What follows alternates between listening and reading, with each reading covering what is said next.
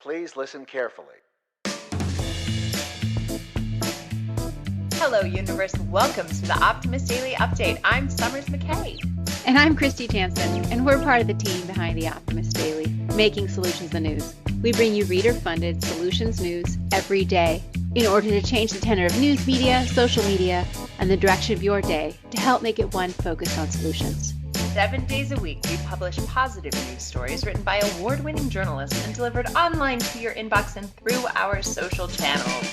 And also, we are sharing these solutions in a commute-worthy, walk-worthy, home office-worthy podcast. Today is Monday, the 29th of March, 2021. Good morning, Kristy. Happy Monday. How are you?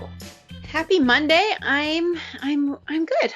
I'm in a pleasant mood this morning. I'm not as bright and chipper as you are on this morning podcast because you're 2 hours ahead of me, and I'm only on my, I've only had 1.5 cups of coffee so far. Exactly. Kristy and I this morning in our check-in realized that there is just this discrepancy in time in that, it used to be that she would get up and I would get up about the same time and I'd do baby stuff and she'd meditate and take care of her Tucker and write and do all of her amazing stuff. And I'd get covered in yogurt. And then we'd sit down together simultaneously with our first cup of coffee. But at this point, I've got 2 hours on you into the day. And I feel like I'm going to have to dial it down it's very difficult not living in the same time zone as you, my love. Well, we'll get used to it. And, maybe I'll just start operating on the central time zone. Yep. Well, just shift everything earlier. And so I grew up in a East Coast time zone house on the West Coast. My father was an institutional broker in the financial industry. And so we really operated our home on East Coast time for the most part. As a teenager, I didn't get up with him at 3 a.m, but phone calls didn't happen after 8 p.m. in the house. We had dinner on the earlier side. Everything was very regimented to support my father's work schedule, which has made me an early riser my whole life. So I can say there is something to operating in a different time zone. I'm not encouraging it of you, but it's an option. So speaking of different time zones, what fun did you have in California this weekend? I know on Friday you had kind of a big thing happen. Yeah, I got my first vaccination on Friday and I had no side effects myself. A little bit of a sore arm, but other than that, nothing at all negative to report. How about you? Did you get through yours? So no, it's kind of interesting. I'm not sure what's up with Texas and the registration system, but I haven't heard back from my online registry. But from what I have heard on the street is that if you just zip over to your local pharmacy or CVS or Walgreens or one of your chain pharmacies, you can pop in and the odds are pretty likely that they have vaccinations available. So after we wrap this and have our conversation with our founder and, key stakeholders, I am going to zip over to CVS, which is not far from my house, and pop my head in and find out if there's any way for me to just get going on it. So hopefully I will also have had my first shot by the end of today, or if not by the end of this week. And I think that will feel like a great lift for my family. We were talking also about in our check-in this morning, one of the hardest things about my day-to-day has been that Brennan caught a cold at school last week. And for this whole duration of the pandemic, our entire family has been completely cold-free. We haven't had runny noses. We haven't had anything. And then, as is expected for a young child, usually that's what happens when you send your kids to school or daycare. They usually bring home colds and flus, and that's part of just being a parent of a young child is dealing with constant runny noses. It's been interesting this year. We were talking about this morning how none of the team has had any colds or flus, and it's a different kind of year because usually there's at least one. Many people in the past would push through that and go to work anyway, take some Dayquil or something and show up. Right. I think that's going to be, we won't be doing that for a long time. If we're sick, we're sick, we stay home. And even if it means we work from home, we're not going to be interested in risking our office mates. On the other hand, little kids, it's part of growing Well, it's part of growing up. And then, so I was reading stories or I was reading articles last night, medical articles last night, because I was really, really struggling with the idea of whether or not I would send her to school today. And the simple fact is that colds, a toddler gets between 8 and 12 colds a year because that's how their immune system is getting built. And so as a parent, not having colds isn't necessarily a good thing, right? We want her to not suffer through these as a teenager or an adult. When she goes into the real world, let's let her get through them now because her little body can process them better. And Kristy, I'm going to read you a time hop, one of my little apps that tells me what I was thinking years ago. 4 years ago, before I actually worked for the Optimist Daily, my time hop was a Facebook post that said, "Yay, ear infection. Antibiotics started. 3 hours of work today accomplished. Needed 10, but sleep prevailed. NyQuil tonight. Optimism tomorrow." And that's exactly how we used to live, right? Were you celebrating ear infections at that point? I was sort of ironically celebrating ear infections and in my perpetual optimistic delusions of NyQuil infused joy. But, you're absolutely right. We used to sort of batten down with all of the medication we possibly could to still show up to work. And now we are beginning to learn that, one, illness happens, but two, it's also not great to show up to work while you're sick. Alternatively, the teacher at Brennan's school, when I did decide there was no fever, she was in a great mood, I was going to take her with a runny nose. When I got there, the teacher laughed and was like, "Summers, they all have runny noses." That's what they do. They're toddlers.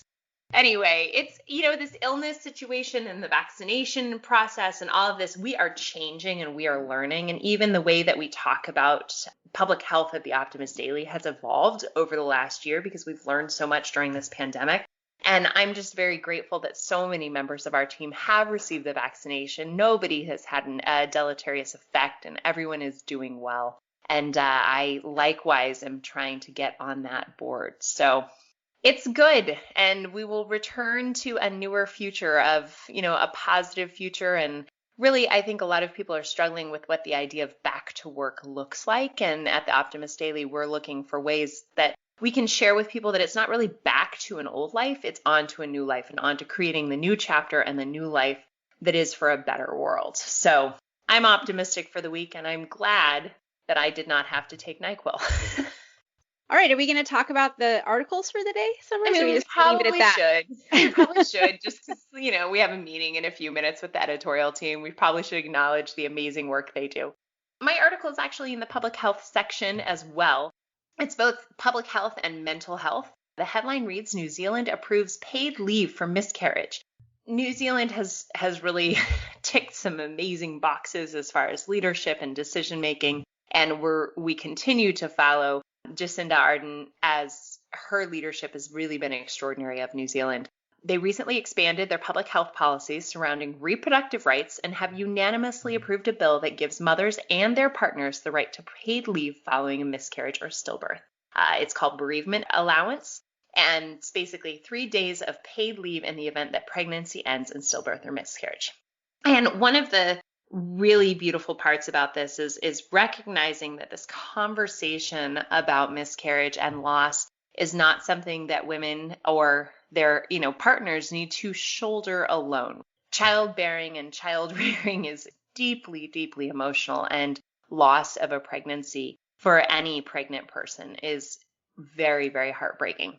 Why I chose this article is because a friend of mine, when this story was published, shared it on social media and shared also that she had had 5 miscarriages after the birth of her son and didn't ever feel like she could tell anyone. And I just think the amount of pain and loss and heartbreak that she had gone through with that many miscarriages, and I, as a friend of hers, never even knew. I'm just so grateful that this gives a voice to that loss and that grief, and that it's also just acknowledging that this is not an illness, it is a loss, and loss takes time.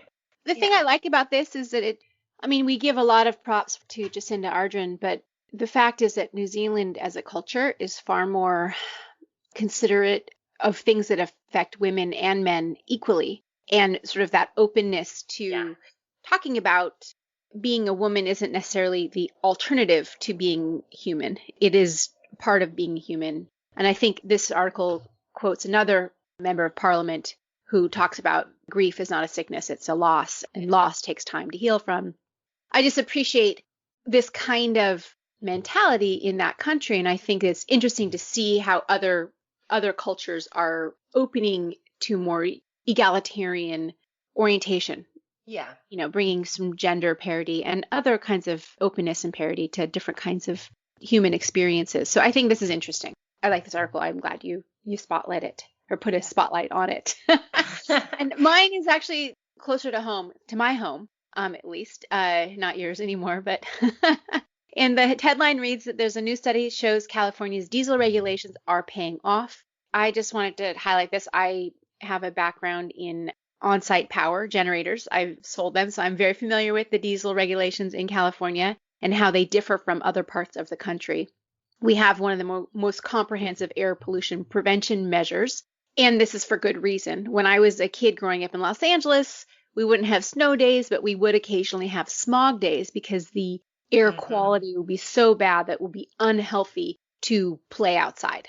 So we basically have to stay inside. And we've now been confronted with there's the ash in the air from a forest fire, those kinds of days. But that would be like kind of half the year in Los Angeles before they really started enforcing stringent air quality regulations, tailpipe regulations. So, you get a smog check every year when you have an older car, and that's been a requirement. And California it's not the largest state by landmass, but it is the most populous state in the 50 states. And we have more vehicles than any other state in the union here in the United States. So it's not just cars, though. It's also generators. It's also diesel engines on ships. There's so many different ways of just pumping these kinds of particulates into the air. And since 1990 to 2014, there's been a systematic reduction in the particulate matter emissions. And this has come through new regulations on engines. When you install a new device, you have to make sure that it's got a lower emission level. And over this 24-year period, there's a recent study from the University of California, Berkeley, looking at this particular type of particulate matter emission.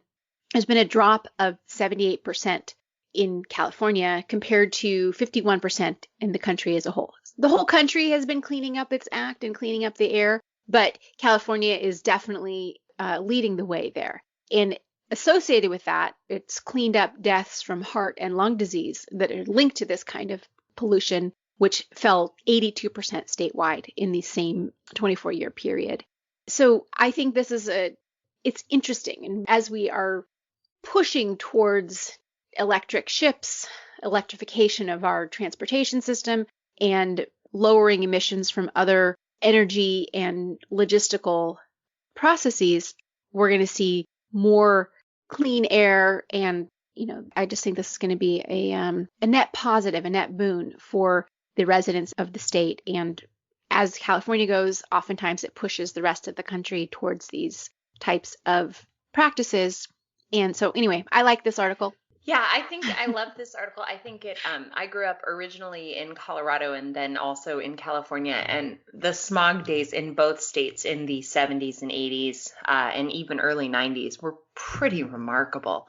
It was such a gift to live in California as the air was getting cleaner and cleaner. And I grew up in an area of California near Pasadena, and there were days where you couldn't even see the mountains. And Pasadena is at the foothills of the mountains.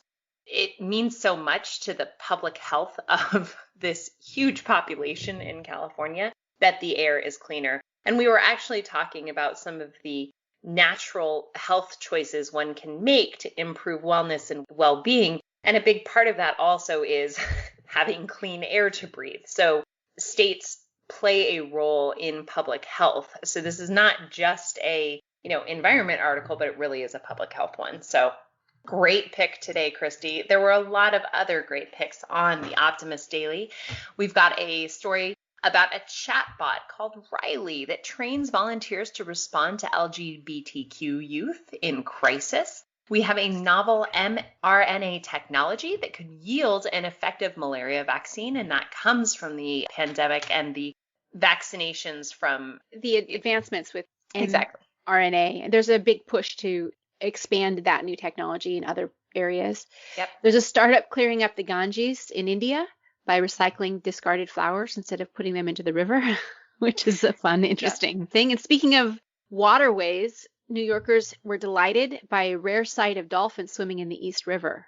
Again, as our waterways get cleared up, you get more wildlife out there too.